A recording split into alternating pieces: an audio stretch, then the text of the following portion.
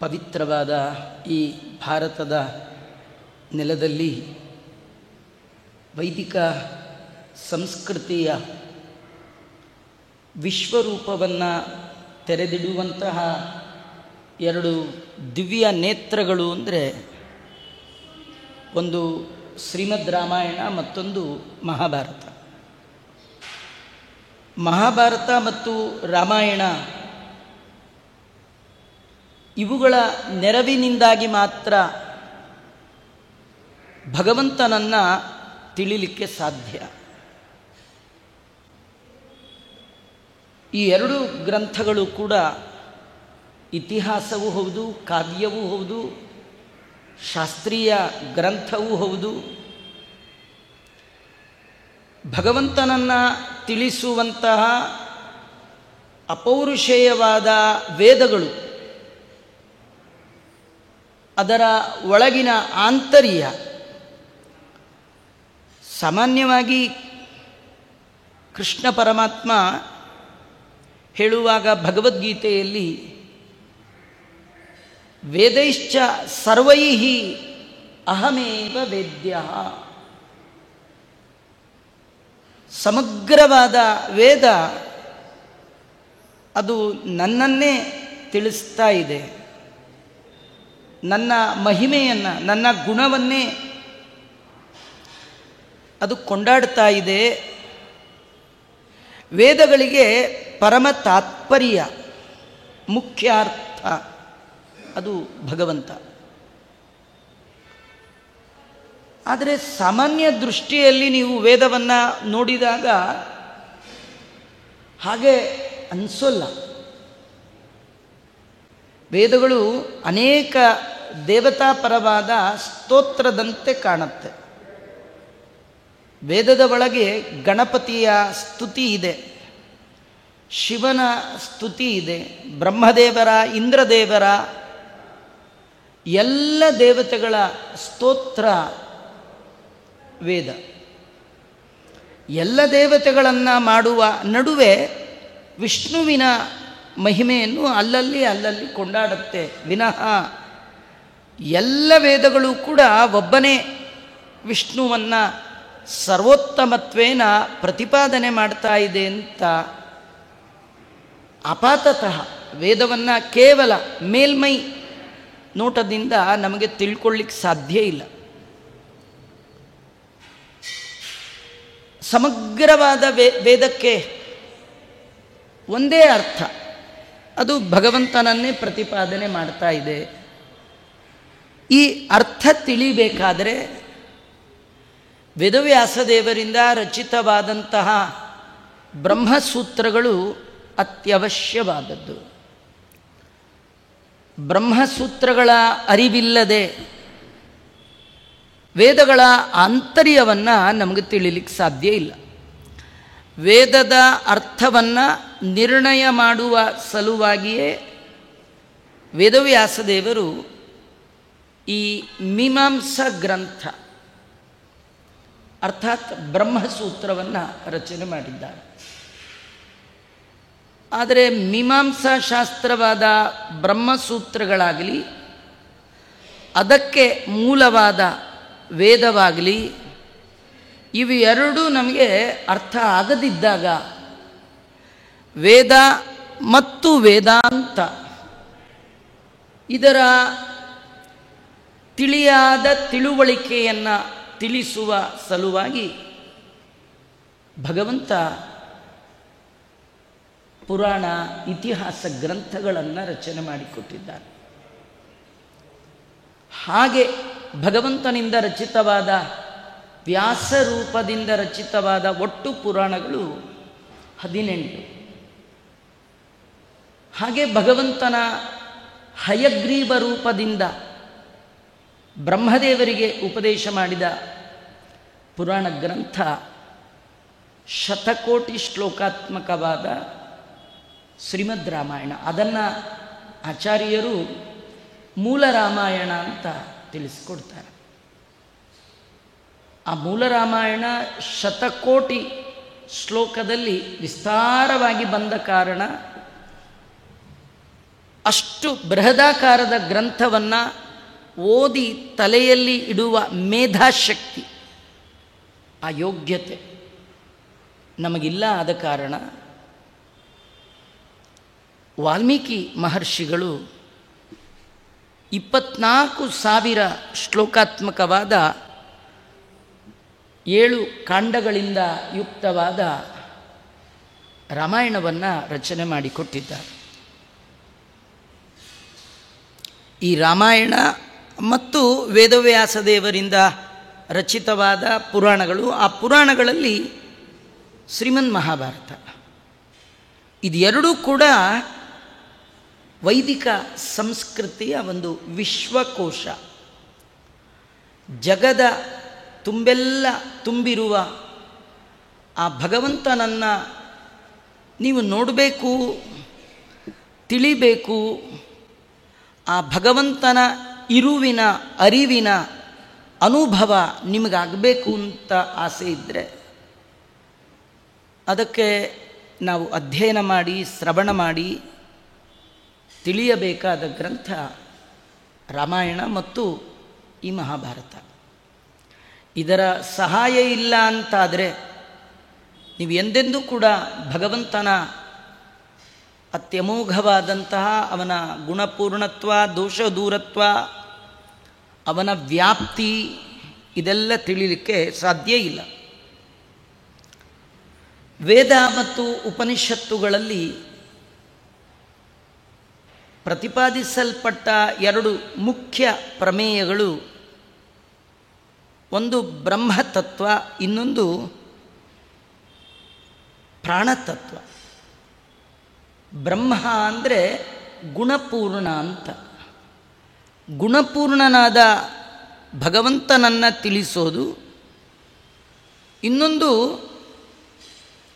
ಅವರ ಏಕಾಂತ ಭಕ್ತರಾದ ಜೀವ ಜಾತದ ನೇತಾರರಾದ ಜೀವೋತ್ತಮರಾದ ವಾಯುದೇವರನ್ನು ತಿಳಿಸ್ತಕ್ಕಂಥದ್ದು.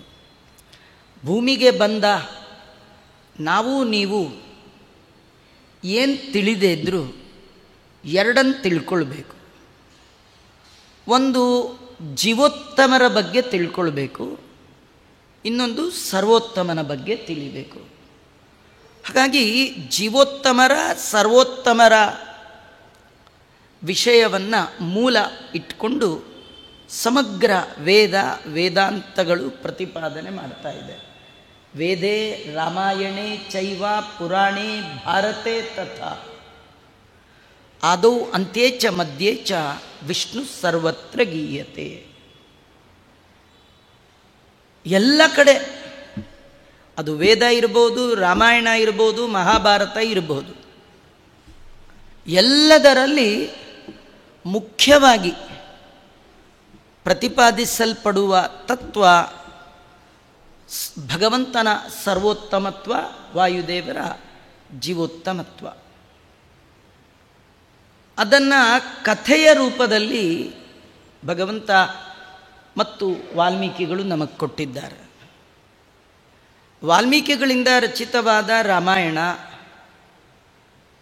ವ್ಯಾಸರೂಪಿ ಪರಮಾತ್ಮನಿಂದ ರಚಿತವಾದ ಮಹಾಭಾರತದಲ್ಲಿ ಇದು ಕೇವಲ ಯಾವುದೋ ಒಂದು ಜಾತಿ ಮತದವರಿಗೆ ಸಂಬಂಧಪಟ್ಟ ಗ್ರಂಥ ಅಲ್ಲ. ಇದು ಬ್ರಾಹ್ಮಣರಿಗೆ, ಇದು ಹಿಂದೂಗಳಿಗೆ ಖಂಡಿತ ಅಲ್ಲ. ಇದು ಸಮಗ್ರ ಮನುಕುಲಕ್ಕೆ. ಮಾನವ ಅವನು ದಾನವನಂತೆ ಆಗಬಾರ್ದು, ದೈತ್ಯ ಆಗಬಾರ್ದು. ಮಾನವ ತನ್ನ ಒಳಗಿರುವ ಸಹಜ ಸ್ವಭಾವ, ಸಾತ್ವಿಕ ಗುಣ, ಅದನ್ನು ತನ್ನ ನಡೆ ನುಡಿಯಿಂದ ವೃದ್ಧಿ ಮಾಡಿಕೊಂಡು ಉತ್ತಮತ್ವದ ಕಡೆಗೆ ಸಾಗೋದು. ಅಸತೋಮ ಸದ್ಗಮಯ, ತಮಸೋಮ ಜ್ಯೋತಿರ್ಗಮಯ. ಕತ್ತಲಿನಿಂದ ಬೆಳಕಿನ ಕಡೆಗೆ ಹೋಗಬೇಕು. ಅದಕ್ಕಾಗಿ ನಾವು ನಮ್ಮ ಜೀವನದಲ್ಲಿ ಕೆಲವು ಗುಣಗಳನ್ನು ವೃದ್ಧಿ ಮಾಡಿಕೊಳ್ಳಬೇಕು. ಆ ಮನುಷ್ಯ ಈ ಮಾನವೀಯ ಗುಣಧರ್ಮಗಳನ್ನು ವೃದ್ಧಿ ಮಾಡಿಕೊಳ್ಬೇಕಾದ್ರೆ ಹೇಗೆ ಇರಬೇಕು, ಹೇಗೆ ಇರಬಾರ್ದು ಅನ್ನುವ ಎರಡು ಪಾತ್ರಗಳ ಪರಿಚಯವನ್ನು ಈ ಎರಡು ಗ್ರಂಥಗಳಲ್ಲಿ ವಾಲ್ಮೀಕಿಗಳು ಮತ್ತು ವೇದವ್ಯಾಸದೇವರು ಮಾಡಿದ್ದಾರೆ. ನೋಡಿ, ನೀವು ಮಹಾಭಾರತ ನೋಡಿದಾಗ ಎರಡು ಪಾತ್ರ, ಒಂದು ಪಾಂಡವರ ಪಾತ್ರ, ಮತ್ತೊಂದು ಕೌರವರ ಪಾತ್ರ. ಹೇಗೆ ಜೀವನದಲ್ಲಿ ಇರಬೇಕು ಅನ್ನಲಿಕ್ಕೆ ಮಾಡೆಲ್ ರೋಲ್ ಯಾರು? ಪಾಂಡವರು. ಹೇಗೆ ಇರಬಾರ್ದು ಅನ್ನಲಿಕ್ಕೆ ಯಾರು? ಕೌರವರು. ಹಾಗೆ ಈ ರಾಮಾಯಣದಲ್ಲಿಯೂ ಕೂಡ ಇಡೀ ರಾಮಾಯಣದ ಒಳಗೆ ಎರಡು ಪ್ರಧಾನವಾದ ಪಾತ್ರ, ಒಂದು ರಾಮನ ಪಾತ್ರ, ಇನ್ನೊಂದು ರಾವಣನ ಪಾತ್ರ. ಹೇಗೆ ಮನುಷ್ಯ ಇರಬೇಕು ಅನ್ನಲಿಕ್ಕೆ, ಬ್ರಾಹ್ಮಣರು ಹೇಗಿರಬೇಕು, ಹಿಂದೂಗಳು ಹೇಗಿರಬೇಕು ಅಲ್ಲ, ಮಾನವ ಹೇಗಿರಬೇಕು, ಒಬ್ಬ ಮನುಷ್ಯ ಹೇಗಿರಬೇಕು ಅಂತ ಮಾಡೆಲ್ ರೋಲಾಗಿ ಒಬ್ಬ ವ್ಯಕ್ತಿಯನ್ನು, ಒಂದು ಶಕ್ತಿಯನ್ನು, ಒಂದು ದೈವಿ ಶಕ್ತಿಯನ್ನೇ ನಮಗೆ ರಾಮಾಯಣ ಪರಿಚಯ ಮಾಡಿಕೊಡುತ್ತೆ. ಅದೇ ರಾಮ. ಇದು ರಾಮಾಯಣದ ಆರಂಭದಲ್ಲಿಯೇ ಒಂದು ಪ್ರಶ್ನೆ. ಆ ಪ್ರಶ್ನೆ ಏನಂದರೆ, ಜಗತ್ತಿನಲ್ಲಿ ಎಲ್ಲ ಗುಣಗಳಿರುವ ವ್ಯಕ್ತಿ ಯಾರಾದರೂ ಇದ್ದಾರಾ ಅಂತ ಕೇಳಿದಾಗ ಒಂದೇ ಮಾತಿನ ಉತ್ತರ, ಅದು ರಾಮ. ರಾಮೋ ಗುಣವಾನ್ ವಿಗ್ರಹ. ಎಲ್ಲ ಗುಣಗಳಿಗೆ ಮತ್ತೊಂದು ಹೆಸರೇ ರಾಮ. ಏನು ನೋಡಿ, 14 ಲೋಕದ ಒಡೆಯ ಭಗವಂತ ಭೂಮಿಗೆ ಯಾಕೆ ಬಂದ? ನಾವೇ ಮನೆ ಸ್ವಲ್ಪ ದೂರ ಇದ್ರೇ ಪುರಾಣಕ್ಕೆ ಬರಲ್ಲ. ಅಯ್ಯೋ ದೂರ ಅಲ್ಲ, ಇದನ್ನೇ ನೀವು ದೂರ ಅನ್ನೋದಾದರೆ ಎಲ್ಲಿದ್ದಾನೆ ಆ ಭಗವಂತ? ಅವನು ಇಲ್ಲಿಗೆ ಬರೋದು ಏನಿತ್ತು ನೆಸೆಸಿಟಿ? ಯಾಕೆ ಬಂದ ದೇವರು? ಇಲ್ಲ, ರಾವಣನ ಸಂಹಾರ ಮಾಡಲಿಕ್ಕೆ ಸಾಮಾನ್ಯವಾಗಿ ದೇವರು ಬರೋದು ನೋಡಿ, ಪರಿತ್ರಾಣಾಯ ಸಾಧೂನಾಂ ವಿನಾಶಾಯ ಚ ದುಷ್ಕೃತಾಂ. ಪ್ರಧಾನವಾದ ಕೆಲಸ ಎರಡು, ಸಜ್ಜನರ ಉದ್ಧಾರ, ದುಷ್ಟರ ಸಂಹಾರಕ್ಕಾಗಿ ದೇವರು ಬರ್ತಾನೆ. ನಿಜ ಗೊತ್ತಾ, ದೇವರು ಅದಕ್ಕೆ ಬರಬೇಕಾದ್ದಿಲ್ಲ. ದೇವರು ಕೂತ್ ಕಡೆಯಿಂದಲೇ ಸಜ್ಜನರು ಉದ್ಧಾರ ಆಗಲಿ ಅಂತ ಸಂಕಲ್ಪ ಮಾಡಿದ್ರೆ ಆಗಿಬಿಡ್ತು. ಅಯೋಗ್ಯರು ಹಾಳಾಗಲಿ ಸಂಕಲ್ಪ ಮಾಡಿದ್ರೇ ಆಗಲಿ. ಹಾಳಾಗ್ಲಿ ಸಂಕಲ್ಪನೂ ಮಾಡಬೇಕಾದ್ದಿಲ್ಲ. ಅಯೋಗ್ಯರು ಹುಟ್ಟಲೇಬಾರ್ದು ಅಂತ ಸೃಷ್ಟಿನೇ ಮಾಡದಿದ್ದರೆ ಪ್ರಾಬ್ಲಮ್ಮೇ ಇಲ್ಲ. ಆದರೂ ದೇವರು ಭೂಮಿಗೆ ಬರ್ತಾನೆ. ಯಾಕಂದರೆ ಅವನಿಗೆ ಇದು ಎರಡೂ ಮುಖ್ಯ ಅಲ್ಲ, ಇನ್ನೊಂದು ಮುಖ್ಯವಾದದ್ದು ಇದೆಯಂತೆ. ಅದ್ಯಾವುದು? ಆಚಾರ್ಯರು ನಮಗೆ ತಿಳಿಸಿಕೊಡ್ತಾರೆ. ಮರ್ತ್ಯಾವತಾರಸ್ತು ಇಹ ಮರ್ತ್ಯ ಶಿಕ್ಷಣ. ಜನರ ಮಧ್ಯದಲ್ಲಿ ಜನಾರ್ದನ ಜನರಂತೆ ಜನಿಸಿ ಬರಲಿಕ್ಕೆ ಏನು ಕಾರಣ ಗೊತ್ತಾ? ಮಾನವ ಹೇಗಿರಬೇಕು ಅಂತ ತನ್ನ ನಡೆಯಿಂದ ನುಡಿಯಿಂದ ತೋರಿಸ್ಲಿಕ್ಕೆ ಬರ್ತಾನಂತೆ. ಮಾನವರಿಗೆ ಸಚ್ಚಾರಿತ್ರ್ಯದ ಶುದ್ಧ ನಡವಳಿಕೆಯ ಶಿಕ್ಷಣವನ್ನು ಕೊಡಲಿಕ್ಕಾಗಿ ಭಗವಂತ ಬರ್ತಾನೆ. ಹಾಗಾದರೆ ರಾಮಾಯಣ ಕೇಳಿ, ರಾಮನ ಗುಣವನ್ನು ಕೇಳಿ, ನಾವು ನಮ್ಮ ಜೀವನದಲ್ಲಿ ನಮ್ಮ ಯೋಗ್ಯತೆಗೆ ಅನುಗುಣವಾದಷ್ಟು ಕ್ವಾಲಿಟಿಗಳನ್ನು ಅಳವಡಿಸಿಕೊಳ್ಳುವ ಪ್ರಯತ್ನ ಮಾಡಬೇಕಂತ.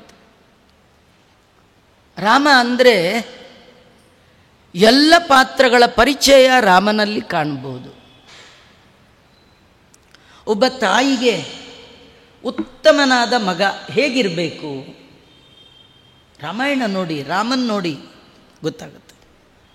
ಒಬ್ಬ ತಂದೆಗೆ ಉತ್ತಮ ಮಗನಾದವ ಹೇಗಿರಬೇಕು? ರಾಮಾಯಣ ನೋಡಿ. ತಮ್ಮಂದಿರಿಗೆ ಅಣ್ಣನಾಗಿ ಹೇಗಿರಬೇಕು? ರಾಮಾಯಣ ನೋಡಿ. ಅದರಲ್ಲಿ ರಾಮನನ್ನು ನೋಡಿ. ಪ್ರಜೆಗಳನ್ನು ರಂಜಿಸುವ ರಾಜನಾಗಿ ಹೇಗಿರಬೇಕು ರಾಮನ್ ನೋಡಿ. ಮುನಿಗಳ ಮಧ್ಯದಲ್ಲಿ ಮುದ್ದಾಗಿ ಹೇಗಿರಬೇಕು ರಾಮನ್ ನೋಡಿ ಕಲೀರಿ. ಒಬ್ಬ ಹೆಂಡತಿಗೆ ಗಂಡನಾಗಿ ಹೇಗಿರಬೇಕು ನೋಡಿ. ಒಬ್ಬ ಸ್ವಾಮಿಗೆ, ಒಬ್ಬ ಸೇವಕನಿಗೆ ಸ್ವಾಮಿಯಾಗಿ, ಬಾಸ್ ಆಗಿ ಹೇಗಿರಬೇಕು ರಾಮನ್ ನೋಡ್ರಿ. ನಿಮಗೆ ಯಾವ ಯಾವ ಮುಖಗಳಿಂದ ನೋಡ್ತಾ ಹೋದರೂ ಭಗವಂತನ ಕಲ್ಯಾಣ ಗುಣಗಳ ಪರಿಚಯ ಆಗುವುದರ ಒಟ್ಟಿಗೆ ನಮಗನ್ಸತ್ತೆ ಇದ್ರೆ ಹೀಗಿರಬೇಕು, ಇದ್ರೆ ಹೀಗಿರಬೇಕು,